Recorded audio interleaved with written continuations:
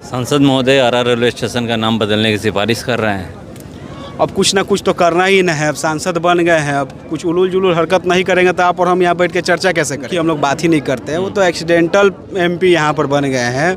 वो कोई मतलब ऐसे नहीं था कि बहुत कोई आदमी उनके लिए इच्छुक था। का क्षेत्र लगातार बाढ़ का मार झेलते रहता है। उसे निदान देने के लिए भी इस क्षेत्र को और यहाँ के जनप्रतिनिधियों को शक्ति प्रदान करें। अगर अपने लिमिट को क्रॉस करेगा तो उनकी लिमिट पर लगाम लगाने के लिए हमारी केंद्र की सरकार बैठी हुई है। कोई भी व्यक्ति हो, कोई भी संगठन हो, कोई भी बोर्ड हो, कोई भी समिति हो, सरकारी संपत्ति का हनन नहीं। उनकी पार्टी को और इस क्षेत्र में किस नाम से जाना जाता है ये मुझे बताने की जरूरत नहीं है। सभी लोग जानते हो जिस पार्टी से है उस पार्टी को हमारे यहाँ आम बोलचाल की भाषा में क्या। इसके निदान के लिए जो हमारे पूर्व सांसद थे वो पहल भी किए वाले समय में कैसे इस पूरे एरिया को बांध के प्रकोप से बचाया जाए, उसके लिए जो जरूरी कदम उठाने चाहिए उसको लेकर हम लोग प्रदेश में अपनी सरकार से और केंद्र सरकार से भगवान का जहाँ पर पूजा हो रहा है, आप क्रिकेट मैच का उद्घाटन करने पहुँचे हैं, क्या कहिए? देखिए, बहुत ही खास दिन है इस समाज के लिए और पूरे सनातन संस्कृति के लिए। चूँकि हमारी जो संस्कृति है और हमारा जो धर्म है उसमें हर एक वर्ग अपने अपने पूजा को आयोजित करता है, उसमें बाकी सब वर्ग और समाज सहयोग करते हैं। ये हमारी समाज की, हमारी संस्कृति की खासियत है और केवट भगवान के चरणों में ये कार्यक्रम हो रहा है तो हम उनसे प्रार्थना करेंगे और उनसे ये मांग करेंगे। ये जो क्षेत्र जो है हम लोग का दियारा का क्षेत्र लगातार बाढ़ का मार झेलते रहता है, उसे निदान देने के लिए भी इस क्षेत्र को और यहाँ के जनप्रतिनिधियों को शक्ति प्रदान करें। इससे लोग मिलजुल कर इस क्षेत्र की जो बेसिक समस्या है बाढ़ का, उसको हम लोग भविष्य में दूर कर सके, यही भगवान से मांग करते हैं। बाढ़ की समस्या की बात कर रहे हैं, आगलगी भी है, दो समस्याएं हैं कि जो बरसों से चली आ रही है। देखिए, आगलगी का तो कुछ हद तक संसाधन है जिसे कंट्रोल किया जा सकता है, लेकिन बाढ़ एक नेचुरल फिनोमिनन है, उसको बहुत ही बृहद उसके लिए एक प्लान चाहिए। और आज से नहीं, हमारे जन्म से भी मतलब कई 100 वर्षों कहा जाए उस समय से ये समस्या चली आ रही है। इसके निदान के लिए जो हमारे पूर्व सांसद थे वो पहल भी किए थे। जो तटबंध इलाका जिसे गांव में कटा, उसमें एक जो बांध और उसकी जो समस्या थी, उसको बांध की जो निर्माण थी उसके लिए मांग भी किए थे, लेकिन वो अभी तक धरातल पर उतर नहीं पाया है। बीच में चुनाव हार भी गए, लेकिन हम लोग भी इंतज़ार कर रहे हैं और आने वाले समय में कैसे इस पूरे एरिया को बांध के प्रकोप से बचाया जाए, उसके लिए जो जरूरी कदम उठाने चाहिए उसको लेकर हम लोग प्रदेश में अपनी सरकार से और केंद्र सरकार से भी मांग करेंगे। पूर्व सांसद की बात करें, वर्तमान सांसद से उम्मीद है कि करेंगे? नहीं, उनकी हम लोग बात ही नहीं करते हैं। वो तो एक्सीडेंटल एमपी यहाँ पर बन गए हैं।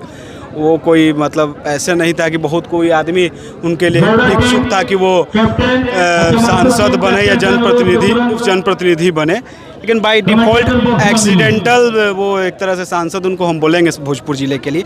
उनसे ज़्यादा कुछ उम्मीद नहीं है। उम्मीद हमारे अपने प्रतिनिधियों से ही है। प्रदेश में सुशासन की सरकार है, केंद्र में डेवलपमेंट की सरकार है। ये दोनों सरकार ही से हम लोगों को कुछ उम्मीद है कि यहाँ पर जो कार्य अधूरे रह गए वो पूरा होंगे। और मुझे पूर्ण रूप से विश्वास है कि अगर सरकार की व्यवस्था इसी तरह बनी रही तो भविष्य में जो यहाँ की समस्या है उसको हम लोग जड़ से मिटाने में सफल होंगे। सांसद महोदय आरा रेलवे स्टेशन का नाम बदलने की सिफारिश कर रहे हैं।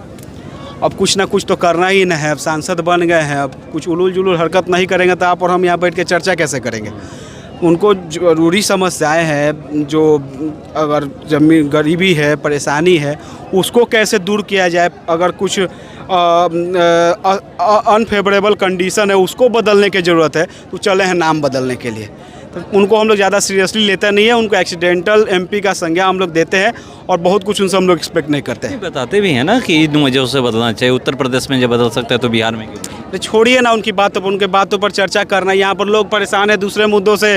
अब मान लीजिए किसी को पेट दर्द की समस्या हो, उसको आप माथा दर्द की गोली देंगे तो क्या परिणाम होगा? तो कहते हैं कि हम विकास का काम करते हैं, हम लोग विकास करने वाले, सदन में आवाज़ उठाते हैं। नहीं, ठीक है, वो अपने अनुसार एक ख्याली पुलाव बना के ख्याली वर्ल्ड में जीवित रहते हैं। वो कौन सा विकास तरारी में कर दिए किसी से छुपा हुआ नहीं है।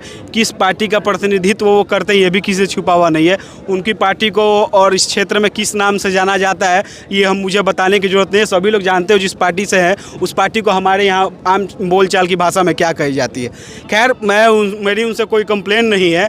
ये हम लोग का दुर्भाग्य है कि हम लोग आगे सिंह को नहीं जिता पाए और एक ऐसे सांसद को जिता दिए। ये गलती हमारी है, हमारी जवाबदेही बनती है, लेकिन इसको समय रहते दूर किया जाएगा और जो क्षेत्र की समस्याएं हैं उनको जड़ से मिटाने के लिए प्रयास किया जाएगा। आपकी जो सरकार है वक्त बिल जो पास की है, बोल रहे हैं सांसद जो वर्तमान सांसद है कि हम सदन से सड़क तक जो है आंदोलन करेंगे। देखिए, ये लोग को सीख लिए हैं आंदोलन कहाँ करना चाहिए उसका उन लोगों को सही ज्ञान भी नहीं है।